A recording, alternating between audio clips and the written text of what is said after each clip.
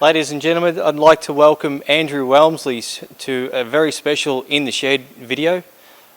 We are currently in Andrew's workshop with Joe Jr.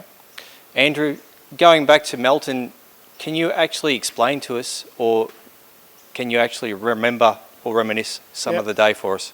Yeah, no problem, Scott. Mate, everything was going really well as planned when we arrived there. Give it a quick run Saturday morning. Felt pretty good. We went out for our first race, which was the qualifying heat of the Harrison.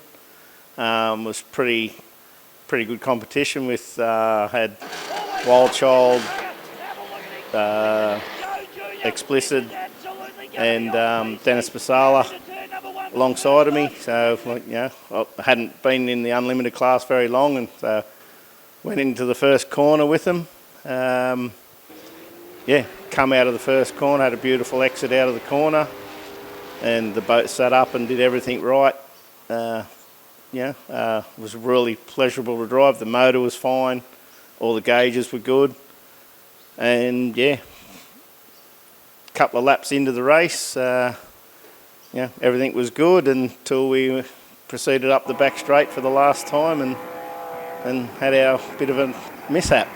Unfortunate incident sort of thing, but we were talking just before and you said you can remember everything about the incident. So in your own words, for the people watching at home, can you sort of explain to them the incident?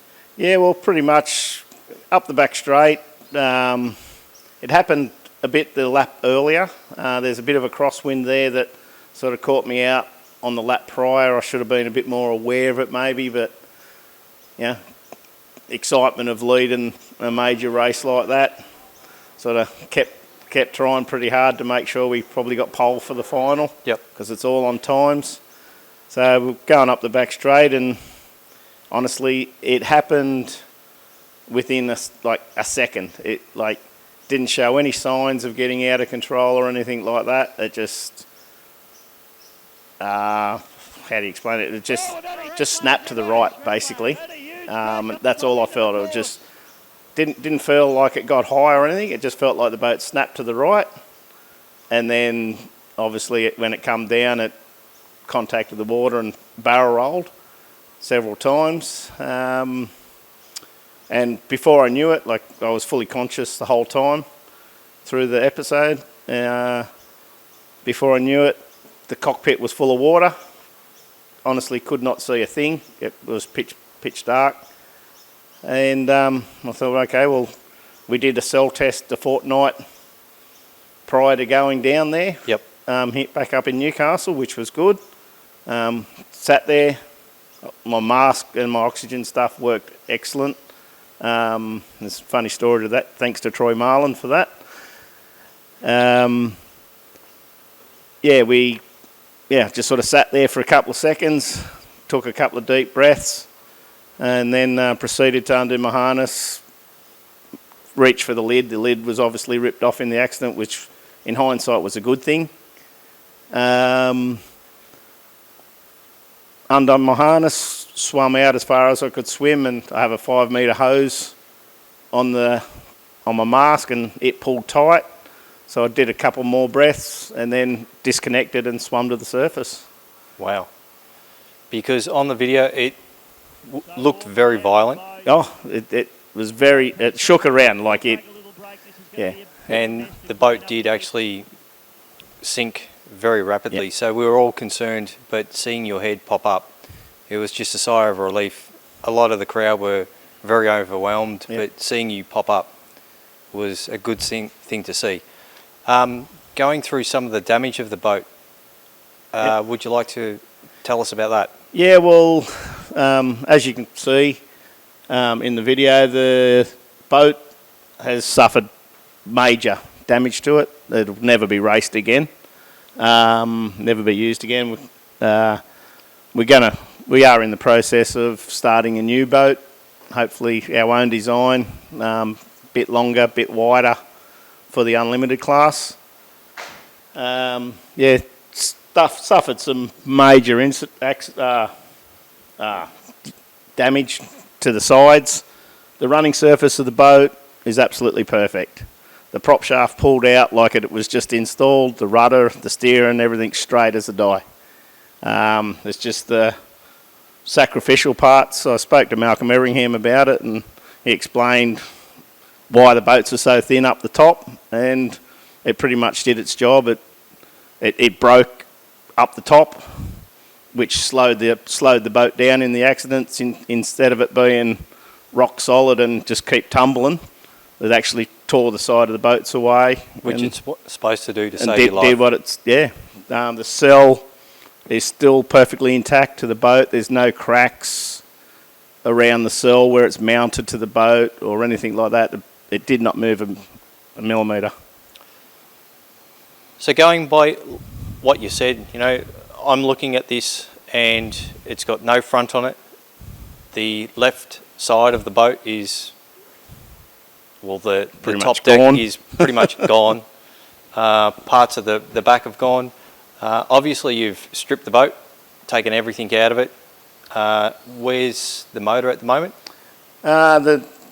Most of the motors down at Alan Newton. He does the motor for me, as it was one of their old motors I used to run in Truly Wicked. Yeah, the motor's down there.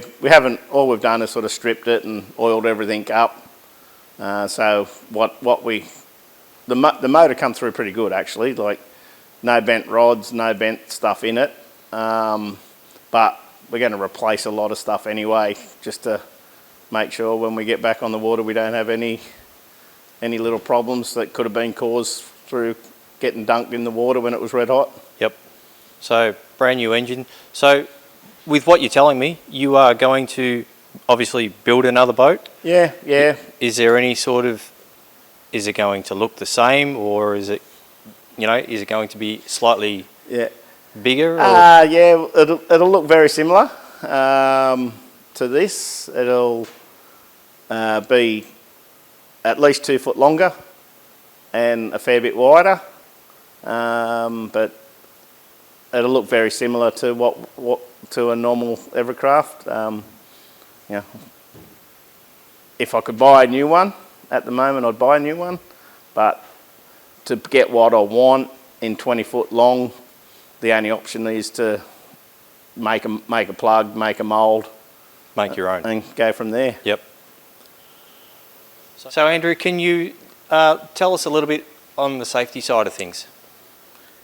Yeah, well, since I think it was about 6 or 8 months after, unfortunately, Brian McCosker got killed, I took the purchase of my new Evercraft with a cell in it, which I was very happy to buy a sailboat back in those days for safety reasons. The safety that we use in the boat obviously worked. Unfortunately, my airbag system failed.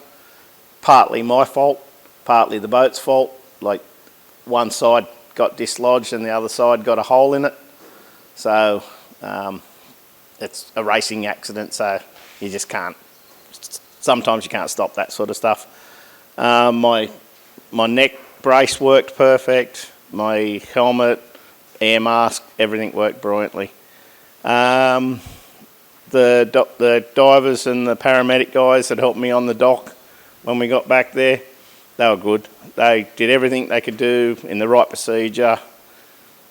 I honestly thought I was fine. I thought I just had a broken shoulder, and I went to sit up and then passed out basically from what they call severe vertigo. That's when they decided to send me off to Melbourne Hospital.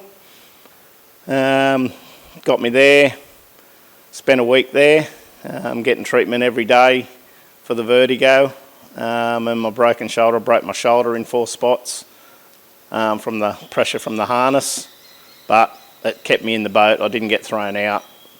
So basically everything did its job. Rob Basala from down in Melbourne did an excellent bloke. Anything and everything I needed, he would have done to make my life more comfortable whilst I was in the hospital down in Melbourne. Yep. So obviously, you know, a lot of things happened on that day. I'm sure there's a lot of people that you'd like to thank. Can we Yeah. you know, start off with obviously your crew. Yeah, like Warwick, he was my only crew down there that weekend. We were a bit light on crew. Nudo, the engine builder, he was in Fiji or Vanuatu because we weren't even going to Melton, and he was overseas on a holiday. Warwick come down by himself with me, so we were light on crew, but we had Mick Newton, Brendan Mason, Joel Mason. After the accident, it's only hearsay because I got no idea what they did, but apparently the boys were out at the course until like 9:30, 10 o'clock at night, stripping the motor down, getting all the water out of it, so it was right to transport home. And yeah, they brought the boat home for me, pulled the motor out, stripped the motor whilst I was in hospital, and made sure everything was right for me. So That goes to show how many people, you know, really care. Yeah. That's what Yep. a team's all about. Yep. Well, thank you No problems. so much for, you know, sharing your experience and letting people know what actually did happen from Yep. your own point of view. From all of us at home, we're looking forward to sort of seeing you come back onto the circuit in your own time. Yeah, hopefully we're back for. Hopefully we're back for my dad's race meeting in October 2024.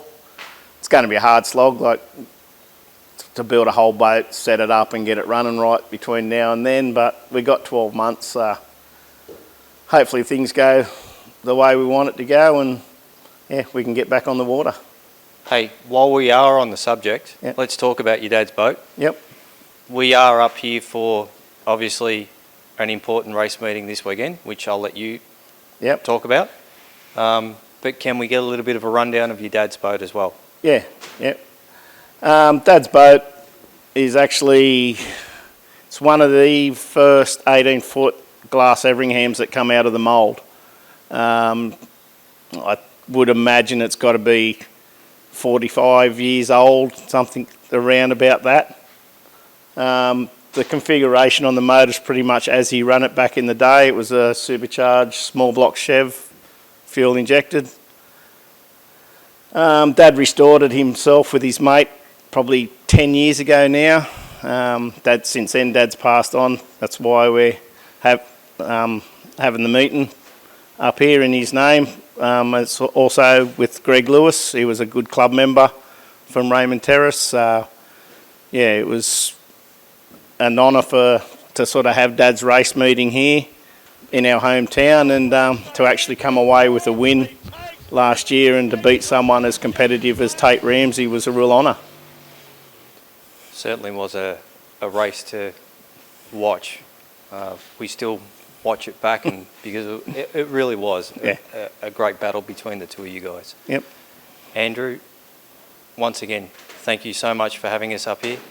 I know it's a very important weekend for you, and we're looking forward to obviously seeing you back on the water. Yep. And hopefully do our best. We'll do our best. Thank you so much for your time, Andrew. Okay, cheers.